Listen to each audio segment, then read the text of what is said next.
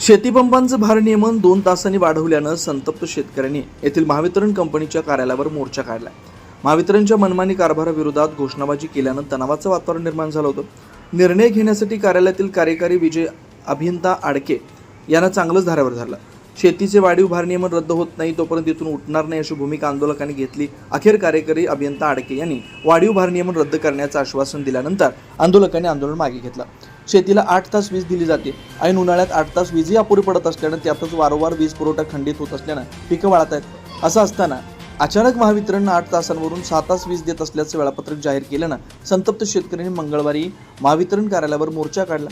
कार्यालयातील अधिकारी समाधानकारक उत्तर देत नसल्यानं वरिष्ठ अधिकारी आल्याशिवाय इथून उठणार नाही अशी भूमिका घेतल्यानं तणावाचं वातावरण निर्माण झालं होतं। त्यामुळे जयसिंगपूर विभागाचे कार्यकारी अभियंता विजय आडके येत असल्याचं सांगितल्यानं आंदोलकांनी सुमारे 1 तास कार्यालयातच ठाण मांडून बसले।